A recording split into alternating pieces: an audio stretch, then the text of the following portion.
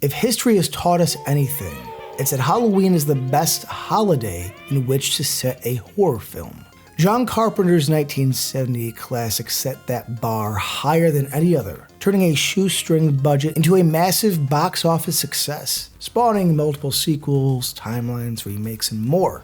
But you know what? Michael Myers has become so synonymous with Halloween and horror flicks, and rightfully so, that it's very easy to overlook the countless others that happen to take place on Halloween. So no need to fret or sweat. We've got you covered. Today we are looking at alternative horror flicks that take place on the holiday. And as always, my friends, spoilers lie ahead.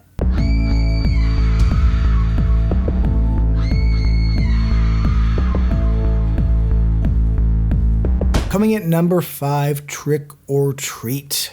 Before we did this similar take with Christmas and the great Krampus, Michael Dougherty gifted us with not only one of the best horror anthologies in recent memory, but definitely one of the most vivid and visceral depictions of Halloween. 5 distinct but intrinsically linked tales, all set on the same Halloween night, which include a high school principal moonlighting as a serial killer, a group of teens whose cruel prank comes back to bite them in the ass, a virgin who just may have met the guy of her dreams, a woman competing with her Halloween-loving husband, and a crusty old curmudgeon who squares off with a demonic trick-or-treater. Shout out to Brian Cox here. It stinks like a dead whore out here. Very few films capture the vibe, essence, and ambience of Halloween in the way that Dougherty does. It's my first time, so just bear with me. Number 4, May. Lucky McKee's wickedly wondrous indie horror flick May is among the weirdest, most off-kilter character studies ever committed to celluloid. So the fact that its deadly finale happens to go down during Halloween only reinforces what a trippy treat this film remains to be. Angela Bettis stars as the treble titular May, an awkward young woman so lonely she resorts to killing people, hacking them to pieces, and using their assorted gory body parts to create a patchwork companion. The perfect friend. I need more parts. The film bubbles to a blistering boil on Halloween night when May dons a homemade costume resembling her friend and proceeds to kill and collect the final pieces of the victim's body parts to finalize the puzzle that is Amy, an anagram of May. So many pretty parts, no pretty holes.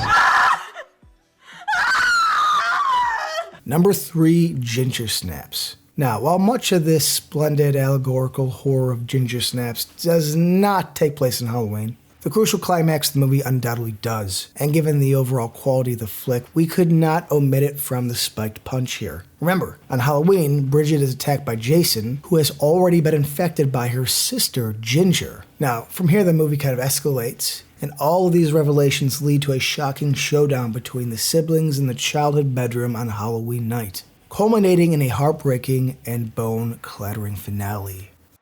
This isn't your fault, Mom. Yes, it is. Number 2, The Guest. Man, oh man, The Guest sure made an evil impression, didn't it? And a story that sets Halloween as a spooky atmospheric backdrop to the murderous tendencies of David Collin, played by Dan Stevens. When David shows up to Caleb's house, vowing to protect the family in honor of his fallen friend, mysterious murderers begin plaguing the idyllic suburban town. We slowly learn that old Davy Boy has far more sinister shenanigans up his sleeve, as he's systematically orchestrating the warlike wounds that ultimately take the lives of many. Now, what I love here is how Halloween is not the focus of the story at all, but a pitch-perfect environment in which to set a tale of terrifying menace. Targeted with physical violence, finally defends himself. And you're, what? Suspending him? Number 1, Night of the Demons. Night of the Demons has everything you were looking for in a harrowing Halloween-time horror haunt. Directed by Kevin Tenney, the promising premise of 10 teenagers throwing a booze and sex-addled party in a funeral parlor on Halloween night does not disappoint. And it revels in the festive decorations and spooky atmosphere the holiday inherently displays. We got great effects, great makeup design and monsters, trippy directing, horny characters, and for good measure, a nod to Leaving Sphere. So I'm gonna go away for the weekend while they install the hot tub.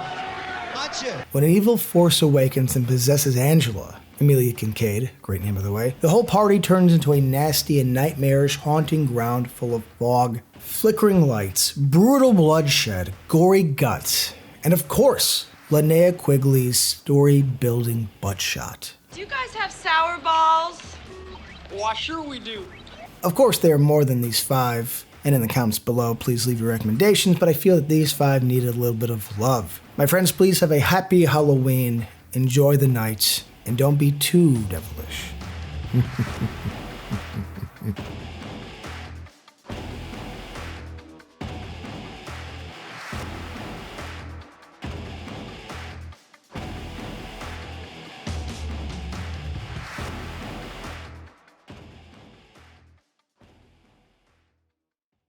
I tend to be a bit hard on the transition of American horror between the late 90s and early 2000s. You know, as any cultural shift, story-wise, there was a lot to be desired, a lot that needed figuring out, but, and there's always a but, we eventually got some of the best in the genre. And one that doesn't get nearly the attention or accolades it deserves is Lucky McKee's 2003 wide release of May.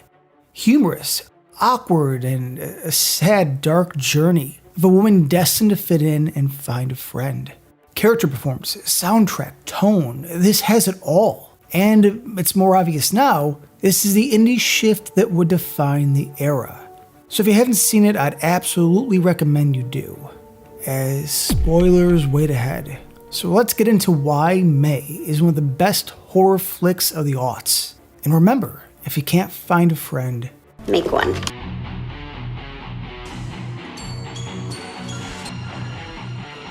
Nice hearing from you, Carlos. May, at its core, is a character study, a flick that lives and dies by the betrayal of its protagonist. And yes, May, for all of her faults, is on her own hero's journey. A far more meaningful and relevant story now. This is about the nurture of social interaction, social cues, and how, with maybe a bit of nature, it's hard to fit in if you don't understand exactly how to get what you're missing. Far before the days of social media and its crippling effect on the feelings of loneliness, May sketched out how some of us just got left behind, out in an urban jungle to fend for ourselves. May as a movie works for a lot of reasons, but the heart and soul lies on the shoulders of Angela Bettis. And Bettis f***ing owns it. Pardon my French. From the mousy and unsure tone to her physically awkward tics, she portrays May as vulnerable, sad, yet fully fleshed out and likable. This could have easily just been this one-note generic character, but there's so much sort of warmth and depth here. I can tell the difference from watching this when it came out in 2003 to now. They say empathy grows with age, and damn dude, I felt for May way more than I did as a teenager. To the point where the first chunk is pretty difficult to sit through. Bettis plays this with such dedication. I just wanted to hug and comfort May. As a character, up until a point, she is completely innocent. From her lazy eye and eye patch as a child, to her weird mom not helping a bit. This girl did not stand a chance, and life was not gonna hold her hand.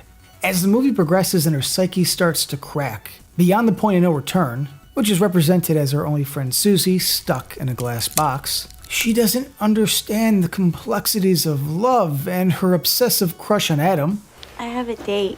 played by the fantastic Jeremy Sisto. May begins to change, and when we finally reach her breaking point, McKee does something brilliant.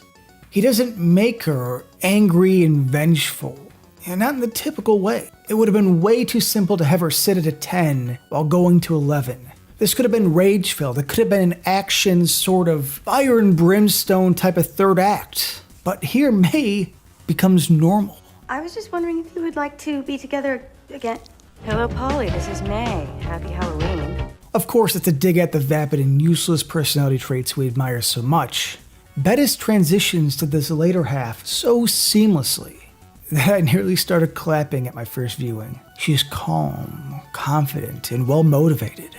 And I'd assume she hasn't really grown, but has seen, in her eyes, what the world really is. And instead of being herself, which is clearly not worked, she mimics. Polly doesn't see anything. Turn around. I tell you, Bettis should have won more awards outside of the Chainsaw in 04. I mean, this is honestly one of the best performances of the decade, hands down. You know, true story, I had a high school crush on her after seeing this, and I went to Flashback Weekend in 04 and couldn't muster up the courage to tell her how awesome her performance was. So, you know, hopefully this will do. As dark and isolating as this makes you feel, McKee injects a fair amount of humor here. May is pretty funny, but in a very clever 2000s type of way. It actually kind of brought me back a bit. It was nice. Anna Faris playing the seductive receptionist who can't understand her boss's accent. Do you like pussy? What? Cats. To James Vole, who finds a way to relate the oppressive California heat to needing to rub ice cubes in his nipples. I'm still burning up. Any ice cubes I can rub on my nipples? I mean, hey, we all need to get laid, so, you know, Godspeed if that works for you. When May tries to volunteer, we get this amazing line delivery. Well, what's the difference? You only like a certain type of blind kids? And let's not forget when she's dragging the cooler around with body parts and that teenager asks, You got any cold ones in there? Yes, I do. a small but great line, which always reminds me of the Fears song, More Beer. You got any cold ones in there? There's some cold ones way down here in the bottom. The humor works well and it never feels out of place. It never undercuts tension for the sake of a fun moment. And that is a balance that is far harder to achieve than you know. You wanna watch me fire? And add in a great soundtrack, we got The Breeders, H's Orange, the Kelly Deal 6000. I mean, He Calls Me Kitten is a flawless choice for when May is foolishly waiting for the call on the phone. And we know it's not coming. And to end on the true side of horror here, McKee's story wraps up with two defining scenes. The blind kids trying to get Susie out of her box. You know, we have the children screaming, smashing on the broken glass. May rubbing her eyes to the haunting choir-esque music. This one is still rough, nearly 20 years later. This leads to her awakening, her transformation. May understands. I understand now. Susie can't be put back together, and so she needs an upgrade. So many pretty parts, no pretty holes. May openly plans her magnum opus, her true friend, just standing here measuring Polly, aggressively telling Ambrosia, Give us a little spin. Turn around for me. or stabbing Adam's girlfriend just to make a point. It's both horrific and kind of cathartic. Seeing the underdog take a stance. Again, not saying May is the hero, but I feel this change is a blast to witness, and again, Bettis takes it and runs with it. And of course, the ending. I find what makes this so impactful is that, in a way, I don't disagree with May needing to make a friend. Becoming Frankenstein was always her final destination, but was pushed to get authentic parts when it came down to it. Is it evil? Sure. Do I hate her for it? Not so much. But maybe that's more me than anything, huh? May is a tragedy told in 90 minutes, but what hits home the most is the ending hug. One of assurance, one of hope. Yeah, it's in her head, fine, but you know what? A part of me hopes it's not. Can't see me. Because it's a genuine want for connection, for normalcy. And to me, if that were to awaken the monster, chef's kiss. Bravo. Because that's all she really needed, all along, was to create a companion. You know how when you meet someone and you think you like them, but then the more you talk to them, you see parts you don't like. If you can't find a friend, make one. If you can't find a friend, make one. Make one. Make one. I need more parts. I trust you. The ice and snow, but all those years, thawing out my tears. One more time that you don't show, baby, then it's time that I let you go.